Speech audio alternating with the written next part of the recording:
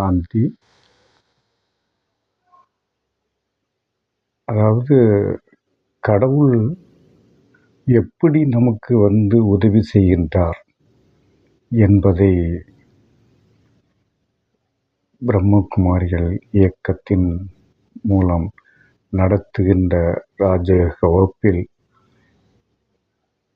7 நாள் வகுப்பை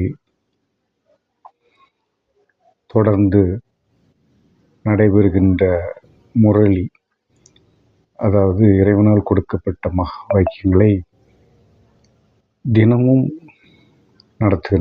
வகுப்பு நடத்துகின்றார்கள். அந்த வகுப்பில் சேர்ந்து கேட்டால் உங்களுக்கு நன்றாக புரியும்.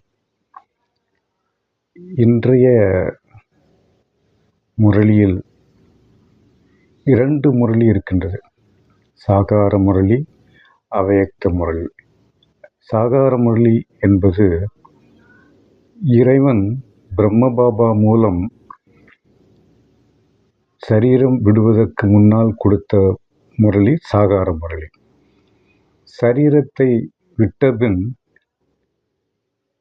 கொடுத்த முரளி அவ்யக்த முரளி. மிகவும் அருமையாக இருக்கும். எப்படி வாழ வேண்டும், இப்படி இருந்தால் இப்படி இருக்கலாம் என்பதை தெள்ள தெளிவாக அருமையாக அந்த முரளியில், இன்றைய முரளியில் ஒவ்வொரு ஞாயிற்றுக்கிழமையும் வருகின்ற முரளி அவ்யக்த முரளி. அதை படிக்கின்ற போது ஆச்சரியமாகும், அற்புதமாகும். மிரக்கிள், காட்ஸ் மிரக்கிள் என்றுதான் சொல்ல வேண்டும்.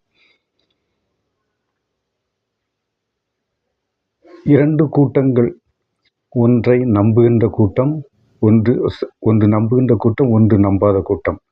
நம்பிக்கை உள்ளவர்களுக்கு மட்டும் இதை பின்தொடர முடியும். நம்பிக்கை இல்லாதவர்கள் இந்த வகுப்பு நடத்துகின்ற இடத்திற்கு அந்த வாய்ப்பு கிடைப்பது அரிது.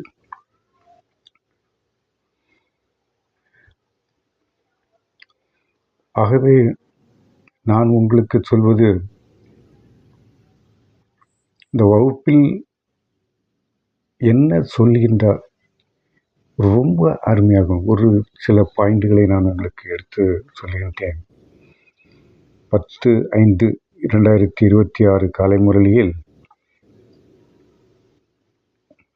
அதாவது 30/1/2010 வெளிவந்த அவ்யக்த முரளி. என்னுடைய தலைப்பு 4 பாடங்களிலும் சுய மரியாதையின் அனுபவ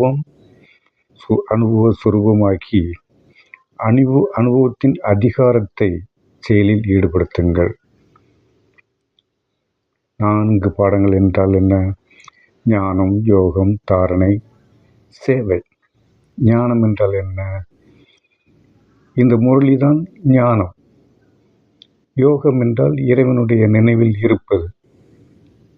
தாரணை என்றால் நடைமுறைப்படுத்துவது, படித்தவைகளை நடைமுறைப்படுத்த வேண்டும். சேவை என்றால் சேவை செய்ய வேண்டும்.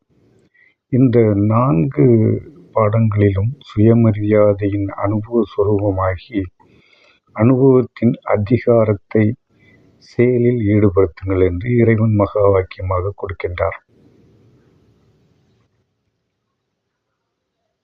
மிகவும் அருமையான முரளி.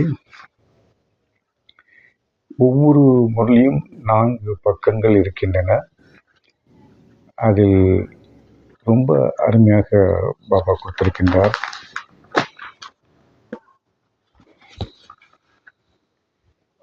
இதில் இந்த இன்றுள்ள வரதானத்தை உங்களுக்கு படிக்கின்றேன். ஞான வெளிச்சத்தால் முயற்சிக்கான பாதையை சுலபமாகவும் தெளிவாகவும் அமைத்து கொண்டு பரிஸ்தா சொரூபம் ஆகுக. ஞான வெளிச்சத்தால் முயற்சிக்கான பாதையை சுலபமாகவும் தெளிவாகவும் அமைத்து கொண்டு பரிஸ்தா சொரூபம் என்றால் ஒளி ரூபமாக ஆகுக என்று சொல்கின்றார். இதனை விளக்க வேண்டுமென்றால், 3 உலகங்கள் இருக்கின்றது. சாகார உலகம், நாம் இப்போது இருக்கின்ற உலகம், சூட்சும உலகம். அங்குதான் இந்த பரிஸ்தா தோற்றத்தில் ஆத்மாக்கள் இருக்கின்றன. பரந்தாமம், அங்குதான் இறைவன் இருக்கின்றார். சாகார, சூட்சும, பரந்தாமம். அதைத்தான் இந்த வரதானத்தில் சொல்லப்பட்டிருக்கின்றது. ஸ்லோகன் என்ன சொல்லுகின்றார் என்றால், வீண் வார்த்தை பேசுவது அநேகரை தொந்தரவு செய்வதாகும். தேவையில்லாமல் பேசவே கூடாதுங்கிறார். இறைவன் என்ன சொல்லுகிறார், யாரிடமும் எதுவும் தேவைப்பட்டால் பேசுங்கள், தேவையில்லாமல் பேச வேண்டாம் என்று அருமையாக இந்த சுலோகனில் சொல்லுகின்றார். அவைத்த இசாரா, எச்சரிக்கை. இறைவன் எச்சரிக்கை கொடுக்கின்றார். சதா ஆடாத அசையாத ஒரே சமநிலையின் ஸ்திதியை அனுபவம் செய்யுங்கள். எதுக்கும் ஆடிடக்கூடாது. இன்பம், துன்பம், மானம், அவமானம் என்ன நடந்தாலும் சரி, ஆடிடக்கூடாது. அதுதான் சதா ஆடாத அசையாத ஒரே சமநிலையின் ஸ்திதி. அந்த ஸ்திதி மனநிலை அதை மனநிலையை அனுபவம் செய்ய வேண்டும்.